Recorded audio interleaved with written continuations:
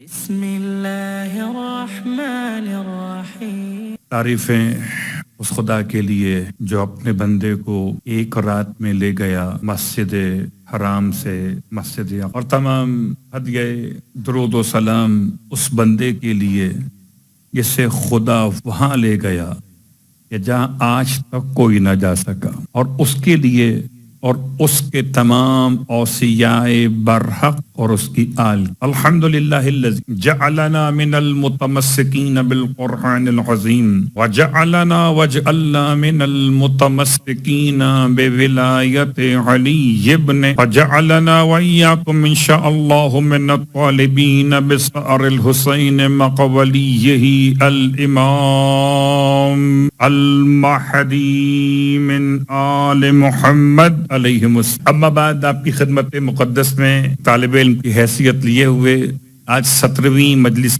کا عنوان ہے اللہ کے رسول کی سیرت کے ساتھ ساتھ مولائے کائنات کی وصیت کے بعض کلمات کو جہاں جہاں موقع ملتا رہا وہاں بیان کیا جاتا رہا۔ ویسے تو مولائے کائنات کی وصیتوں میں سے خالی ایک ہی وصیت کو رکھا اپنے اس عنوان کے تحت میں، اور وصیت مولا کے مکتوبات میں وصیت نمبر 46، یعنی کہ مولا کا وہ پیغام یا وہ خط یا مکتوب جو آپ نے اپنی شہادت سے پہلے امام حسن اور امام حسین علیہم السلام کے نام قرار دیا۔ گرچہ مولا کی وصیتیں آپ کی اپنی اولادوں کے علاوہ تمام افراد کے لیے، اس میں ایک جملہ آج آپ کی خدمت میں کہ ہم آہستہ آہستہ ایام امیر المومنین سے قریب ہو رہے، جملہ آپ کی خدمت میں کہ اللہ اللہ فی جیرانکم، ارشاد فرماتے ہیں بیٹو خیال کرنا اس بات کا اپنے پڑوسیوں کے حوالے سے، اپنے پڑوسیوں کا ایسے خیال کرنا۔ اللہ کے نبی ارشاد فرماتے ہیں کہ اتنا مسلسل خدا کی طرف سے پڑوسیوں کے حقوق پر تاکید ہوتی رہی، حتی ظننا، یہاں تک کہ ہم یہ گمان کرنے لگے پڑوسیوں کو کہیں تمہاری میراث میں شامل نہ کر دیا جائے۔ اس حد تک پڑوسیوں کے حقوق بیان کیے جاتے رہے کہ یہاں تک کہ اس بات کا اندازہ بطور گمان ہونے لگا کہ کہیں پڑوسی انسان کی میراث میں شامل نہ ہو جائے۔ اس کا مطلب یہ ہوا کہ میراث کے علاوہ باقی تمام مسائل پڑوسیوں کے حقوق شریعت نے بہت سخت بیان کی ہے۔ علی ایک جملہ آپ کی خدمت میں، پڑوسیوں کی 3 قسمیں ہیں۔ ایک پڑوسی وہ ہے جس کے 3 حق آپ کے ہمارے اوپر، دوسرا پڑوسی وہ ہے جس کے 2 حق میرے اور آپ، اور تیسرا پڑوسی وہ ہے اس کا 1 حق میرے اور آپ۔ اس سے پہلے کہ یہ تینوں قسمیں بیان کروں، پڑوسی کہتے کسے؟ پڑوسی کے لیے لفظ جیران استعمال ہوا، یعنی پڑوس میں رہنے والا۔ کتنا پڑوس؟ چاروں طرف سے 40 گھر، چاروں طرف سے 40 گھر۔ پڑوس کے حوالے سے ایک ذمہ داری اس طرح بیان کی گئی کہ انسان مکان خریدنے سے پہلے پڑوسی دیکھ لے، پہلے جار دیکھے پھر دار دیکھے۔ ہم دار پہلے دیکھتے ہیں اور جار تو کبھی دیکھتے ہی نہیں، تو نہ ہم نے جار دیکھا اور نہ ہمارے پڑوسی نے ہمیں پہچانا۔ حالانکہ روایت مولا کی موجود ہے کہ کسی انسان کی پہچان کے راستوں میں سے اچھا انسان ہے کہ نہیں ہے، ایک راستہ یہ بھی ہے کہ اس کے پڑوس میں رہ کے دیکھ لیجئے آیا بہترین پڑوسی ہے کہ نہیں ہے۔ اس لیے سب سے پہلے ریسکیو کرنے والوں میں، سب سے پہلے فریاد کو پہنچنے والوں میں، سب سے پہلے ہاتھ تھامنے والوں میں نہ خاندان کے لوگ آتے، نہ قوم کے لوگ آتے، نہ قبیلے کے لوگ آتے، سب سے پہلے انسان کے پڑوسی آتے۔ اور اگر پڑوسی ہی ایسے ہوں جو مشکل وقت میں ریسکیو نہ کریں، جو مجھے اور آپ کو تھام نہ سکیں، فریاد رسی کی نہ پہنچ سکے، پھر کیا قوم کی بات، کیا قبیلے کی بات، اور کیا خاندان کی۔ یاد رکھیے، اب وہ 3 جملے آپ کی خدمت میں مکمل کر کے عنوان پر آتا۔ پہلا جملہ، 3 حق، ایسا پڑوسی جو پڑوسی کے ساتھ مومن بھی اور مومن کے ساتھ ساتھ میرا اور آپ کا رشتہ دار بھی۔ 3 حق ہو گئے، ایک پڑوسی ہونے کے اعتبار سے، ایک مومن ہونے کے اعتبار سے، اور ایک قرابت داری کے اعتبار۔ اور کبھی اگر ایسا ہو جائے کہ کوئی پڑوسی ایسا ہو جو پڑوسی بھی ہے اور مومن بھی ہے مگر رشتہ دار نہیں ہے، 2 حق ہو جائیں گے، ایک پڑوسی ہونے کے اعتبار سے، ایک مومن ہونے کے اعتبار سے۔ اور اگر کوئی پڑوسی ایسا ہو کہ نہ تو مومن ہو اور نہ رشتہ دار ہو، تب بھی اس کا 1 حق باقی رہتا ہے پڑوسی ہونے کے اعتبار سے۔ لہذا یہاں کی پڑوس کا مسئلہ اپنے مقام پر اور پڑوس سے جنت کا مسئلہ. پڑوس کی بات کرتے کرتے ایک جملہ آپ کی خدمت میں اور آج دن کون سا تھا؟ آج دن کون سا تھا؟ پیر کا دن تھا نا. میں اگر بھول جاؤں تو اس بات کا امکان ہے, آپ تو نہ بھولیے گا, صلوات پڑھے محمد. پیر کو کہتے ہیں یوم الاثنین, احد کے بعد اثنین. اثنین کا مطلب دو, اور دو کا مطلب دو ایسے کہ ہم جن کے مہمان ہیں, دو ایسے کہ ہم جن کی پناہ میں ہیں. ایک لفظ جیران پڑوس, ایک لفظ جار. اجرنی من النار یا کریم, یا اجرنا من النار یا کریم. جو دعائے مجیر پڑھتے رہے اس کے لحاظ سے جار یعنی کہ پناہ دینے والا. آج کے دن کی پناہ میری اور آپ کی امام حسن کے ہاتھ, امام حسین کے ہاتھ. یا ابا محمد, یا ابا عبداللہ, ھذا یوم الاثنین وَهُوَ يَوْمُكُمَا وَأَنَا فِيهِ ضَيْفُكُمَا. جب میں پڑھتا ہوں تو میں اس میں اضافہ کرتا ہوں, آپ کے ساتھ شیئر کرتا ہوں, اور اس اضافے میں شرعاً کوئی اشکال نہیں ہے کہ میں قول معصوم نہیں کہتا, اپنے طور سے کہتا ہوں. وَأَنَا وَأَهْلَ بَيْتِي فِيهِ ضَيْفُكُمَا. اے ابا محمد, اے ابا عبداللہ, آج میں اور میری پوری فیملی آپ کی مہمان ہے. آج میں اور میری پوری فیملی آپ کی مہمان. آج میں اور میری پوری فیملی آپ کے جوار میں ہے, آپ کی پناہ میں ہے. جب کبھی میں اپنے حق میں دعا مانگوں تو مجھے اس شریعت نے اجازت دی ہے نا کہ میں اپنے گھر والوں کے حق میں دعا مانگوں. میں کیا عیب ہے, کیا برائی؟ اور جنت کا مزہ تبھی تو ملے گا جب انسان جنت میں اکیلا نہ رہے, بیچلر نہ ہو. خدا کرے آپ یہاں رہیں, جہاں رہیں, فیملی کے ساتھ رہیں, اور جنت میں رہیں تو یقیناً فیملی کے ساتھ. صلوات پڑھے محمد وآلہ. میں آپ کو جنت تک پہنچا کر آ گیا وہاں, تو میرا عنوان بن گیا آج. یہ عنوان ہے جنت. آیت نمبر 12 تو یاد ہوگی سورہ محمد کی, جنات تجری من تحتها الانہار. پوری آیت یاد ہو کہ نہ ہو, یہ تو یاد ہے نا, جنات تجری من تحتها الانہار. اس کو چیک کر رہا تھا کہ آخر یہ جملہ قرآن میں کیوں آیا, اور ایک سے زیادہ مقامات ایسی جنتیں ہیں جن کے نیچے سے نہریں جاری ہوں. کیا مطلب اس کا؟ کوئی کانسیپٹ بنتا ہے؟ جب اس کو تلاش کیا تو مجھے قرآن مجید میں حضرت موسیٰ علیہ السلام اور فرعون کے واقعات میں یہ فرعون کا متکبرانہ جملہ ملا. اس نے کہا اپنے ماننے والوں سے, سورج کو پلٹائے جانے کی بات ہو رہی ہو, اپنی خدائی کے دعووں کا عنوان وہ بیان کر رہا ہو, اس میں اس نے شامل کیا تھا کہ ساری نہریں میرے قدموں کے نیچے سے نکلتی ہیں. میں آپ کو پھر یاد, فرعون کا محل جہاں بنا ہوا تھا, اس محل کی بناوٹ ایسی تھی کہ اگر وہ محل ویسا نہ ہوتا تو موسیٰ نہ ہوتے. اگر فرعون کا محل پانی پر ایسے بنا ہوا نہ ہوتا کہ اس کے محل کے نیچے سے, بہت غور کیجئے گا, وہ سوال جو ذہن میں بن رہا تھا, بار بار پروردگار کیوں کہتا ہے کہ ایسی جنتیں جن کے نیچے نہریں جاری ہوں گی؟ کیونکہ زمین پر خدائی کے دعوے دار یہ سمجھتے اگر ان کا محل ہو تو ایسا ہو جس کے نیچے سے نہر جاری ہو. خدا کہتا ہے جو ہمارا ہو جائے اس کو وہاں ایسا ہی محل دیں گے جس کے نیچے نہر جاری ہو. صلوات پڑھیں. اور ایک جملہ بڑی احتیاط سے بیان کرنا, شاید آج تو ہم اس کو کم محسوس کر رہے ہوں گے کہ خاص بات نہیں ہے کوئی, لیکن ہے. آنے والے دور میں پانی کا مسئلہ بہت بڑا ہونے والا ہے, اور پانی جس کے پیروں کے نیچے سے جاری ہوتا ہے اس کا مطلب ہے کہ اختیار بتانا, میں چاہوں تو تمہارا پانی روک. کبھی کبھی دو پڑوسی ملک ہوتے ہیں, بہت غور کیجئے گا, ایک پڑوسی ملک دوسرے پڑوسی ملک کی اگر نہر کو روک لے تو تب سمجھ میں آئے گا کہ نیچے سے نہر جاری ہونے کا مسئلہ کیا ہوتا ہے. خدا نے اہل جنت کے لیے یہ وعدہ کیا ہے کہ جو ایمان لے کر آئے اور عمل صالح کو انجام دے رہے, ہم انہیں داخل کریں گے ایسی جنتوں میں کہ جن کے نیچے سے نہریں جاری ہوں گی. سورہ محمد آیت نمبر 12. میں نے آپ سے اس وقت کہا تھا کہ نہریں, کتنی نہریں, ہمیں کیا پتا کہ ڈرائنگ روم کہاں پر ہے اور کچن کہاں پر, ہمیں کیا پتا کہ چائے کہاں رکھ اور مال کہاں رکھ. آپ بتائیے. جبرائیل امین فرماتے یا رسول اللہ آپ چاہیے. اللہ کے رسول نے اتنا لمبا سفر ساتھ میں کیا تھا, جبرائیل سے فرمایا چلتے کیوں نہیں. اب جبرائیل جواب کیا دیتے ہیں, یہ فرماتے میں تھک گیا ہوں, آرام کروں گا. ممکن نہیں ہے. یا رسول اللہ اگر میں اس مقام سے ایک پورے انگشت کے برابر آگے بڑھا تو جل جاؤں گا. جبرائیل کس سے بنے ہیں؟ نور سے. جس مقام پر نور نار سے جل جائے اور نور محمد گزر جائے, پھر بھی آج کے بندوں کو محمد کا نور سمجھ میں. جبرائیل امین کا یہ جملہ اور بات تمام کر رہا ہوں, مگر آیت آج کی بیان کر کے جاؤں گا. مجھے یاد ایسا نہ ہو کہ میں اس پورے سلسلے میں وہ آیت بھول جاؤں. صلوات پڑھیں محمد و آل محمد.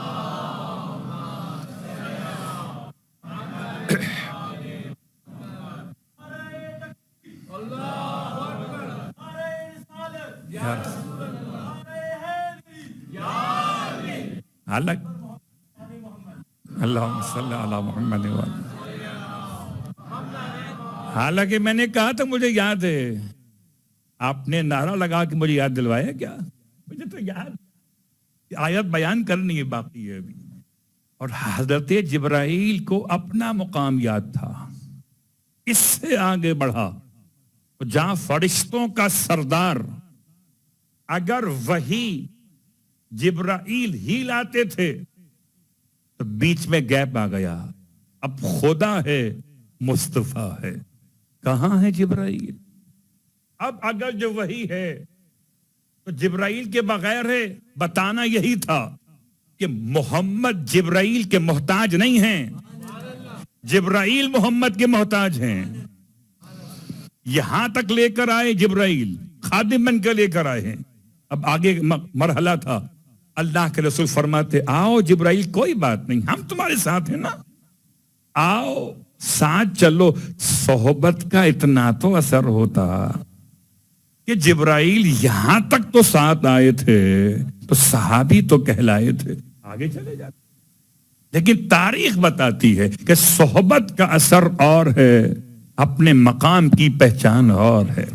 جبرائیل نے سمجھا دیا کہ پیغمبر کے ساتھ چلنا اور ہے, ساتھ پہنچنا اور ہے. اللہ اکبر. جبرائیل رک گئے, پیغمبر چلے گئے. بس گفتگو تمام کرتے ہوئے پیغمبر ختمی مرتبہ صلی اللہ علیہ وآلہ وسلم کی بارگاہ مقدس سے ایک تحفہ آپ کی خدمت میں. یہ تحفہ جو ہے وہ آیت الیوم کے عنوان سے روز دیا جاتا ہے, اور آج کی آیت ہے سورہ کہف کی آخری آیت. عجیب اتفاق ہے کہ معراج مکمل ہو رہی ہے, خدا کلام کر رہا ہے اپنے حبیب سے, اور کلام کرتے ہوئے کوئی لہجہ استعمال کر رہا ہے. وہ لہجہ کون سا ہے؟ خدا نے اپنے حبیب کے دل میں جس کی محبت کو دیکھا اسے علی کہتے ہیں. تو خدا کا حبیب دل میں علی کی محبت کو لیے ہوئے معراج پر پہنچا ہے. تو محبت علی اگر مصطفیٰ کے دل میں ہو وہاں تک ساتھ جاتی ہے, محبت علی مولائی کے دل میں ہو تو جنت تک ساتھ جائے گی. اور پھر جب خدا نے دل میں محبت کو دیکھا تو علی کے لہجے میں خطاب فرمایا. اور اس لیے ہم کہتے ہیں کہ نمبر سب سے حسین 110 پہنچ گئے. سورہ کہف کی آیت نمبر 110, یعنی کہ یا علی 110 نمبر کی آیت میں رات کو سونے سے پہلے پڑھنا کہ معراج آپ کو رات میں ہونے والی ہے. روز سونے سے پہلے پڑھیے. خدا کی بارگاہ پہلے خود اپنے لیے بھیک مانگتا ہوں کہ میں پہلے عمل کر سکوں تو پھر آپ کے لیے بیان کروں. سورہ کہف کی آخری آیت, قل انما انا بشر مثلکم یوحی الی وانما الہکم الہ واحد فمن کان یرجو لقاء ربہ ولیعمل عملا صالحا ولا یشرک بعبادت ربہ احدا. یہ پوری آیت ہے. اس آیت کو ایک مرتبہ پڑھنا ہے رات کو سونے سے پہلے. ارشاد فرماتے ہیں اللہ کے حبیب ایک روایت میں مولا کائنات علی ابن ابی طالب علیہ السلام ارشاد فرماتے ہیں, یعنی اس روایت کو زبان محمد نے بھی بیان کیا, زبان علی نے بھی بیان کیا ہے. یا محمد یا علی. اب تو پڑھیں گے نا سونے سے پہلے سورہ کہف کی آخری آیت. کیا ملنے والا اس سے؟ اس سے ملنے والا کچھ نہیں ہے, اس سے سجنے والا ہے. آپ پڑھ کے سوئیں گے اور آپ کے بیڈ روم سے, آپ کے بیڈ سے ایک نور بلند ہوگا. وہ نور مکۃ المکرمہ تک پہنچے گا. آپ کے بیڈ سے لے کر مکۃ المکرمہ کے بیچ میں لائٹس میں, نور کی روشنی میں درمیان میں خدا فرشتے خلق فرمائے گا. جو آپ کے لیے رات بھر خدا کی بارگاہ میں درود بھیج کے ثواب لکھواتے رہیں، رات بھر۔ اور اس کے ساتھ ساتھ اب ایک سوال اس سے پہلے کہ آپ کرتے، قبلہ میں تو مکے میں ہوں، شارجہ میں ہوتا بات سمجھ میں آتی کہ شارجہ سے ایک لائٹ جاتی مکے تک، خود مکے میں ہو، تو اس سے پہلے کہ آپ پوچھتے معصوم نے ارشاد فرمایا اگر کوئی مکے میں سو رہا ہو یہ آیت پڑھ کر تو خدا اس کے سرہانے سے بیٹ سے نور کو بیت المعمور تک لے جاتا ہے۔ بیت المعمور سے اس کے بیٹ کے درمیان جتنی روشنی ہے اس میں فرشتے خلق کیے جاتے ہیں جو اس کے لیے خدا سے درود کی تلاوت کر کے اس کا ثواب اس کے نام اعمال میں لکھواتے ہیں۔ یہ تو ثواب کی بات تھی، اور آخری بات اگر اٹھنا چاہیں نماز شب کے لیے تو یہ آیت انسان کو تقویت پہنچاتی ہے کہ انسان نماز شب کے لیے، میں اس سے پہلے بھی کہہ چکا تھا آپ کی خدمت میں، اگر انسان خود اپنے آپ سے بھی کہے نام لے کر آپ کو آپ اٹھا دیں تو آپ کو آپ اٹھا دیں گے، مگر اس آیت کی تلاوت خاص طور سے پروردگار کی بارگاہ میں وقت تمام ہوا چاہتا ہے، بس بات سمیٹتے ہوئے یہ فرش ازاں ہے خدایا واسطہ یتیمان آل محمد کا، شب معراج اور شب بدر واسطہ اس کا، اس نے اپنے بھائی کو پانی نہیں پلایا بلکہ خدا کے حبیب کو پانی پلایا۔ بدر کے پانی بھر کے جس نے محمد کو سیراب کیا اس کے بیٹے نے آل محمد کو سیراب کیا۔ پروردگار واسطہ اس ساقی کا، واسطہ اس ساقی کا، فرق یہ ہے اس کے ہاتھ سلامت تھے اس کے ہاتھ سلامت نہ، واسطہ اس کا پروردگار، اس کے دونوں بازو ایسے مقام سے کٹ گئے آنکھ سے تیر بھی نہ نکال سکے۔ پروردگار واسطہ ان دو عظیم بازوؤں کہ جن کی برکتیں اتنی کہ پیغمبر جب فرمائیں گے یا علی جا کے فاطمہ زہرا سے پوچھیے کہ امت کی شفاعت کا سامان کیا لے کر آئی ہیں، تو آپ آ کے سوال کریں گے اے سیدہ بابا پوچھ رہے امت کی شفاعت کا سامان کیا ہے، تو آپ اپنے دامن سے دو کٹے ہوئے ہاتھ اٹھا کر مولا کے حوالے کریں گی، یا ابو الحسن انہیں لے جائیے بابا کے پاس، پوری امت کی شفاعت کے لیے میرے بیٹے عباس کے دو کٹے ہوئے ہاتھ کافی ہے۔ پروردگار ان دونوں ہاتھوں کا واسطہ تیری بارگاہ میں جو ہاتھ دستے دعا کے لیے بلند ہیں، پروردگار ان تمام کی حاجات کو پورا فرما، وقت قبولیت دعا ہے میرے مالک، تمام تر مشکلات کا خاتمہ فرما، مولا عباس علیہ السلام کے روزے کی زیارت نصیب فرما، مولا عباس علیہ السلام کی شفاعت سے ہمیں بہریاب فرما۔ بار اللہ واسطہ محمد و آل محمد کا، مولا نے اپنے مولا سے وفا کی، خدایا جو حضرت عباس کا علم اٹھاتے ہیں، علم کو چومتے ہیں، علم کو مس کرتے ہیں، انہیں اپنے زمانے کے امام کے وفاداروں میں شمار فرما۔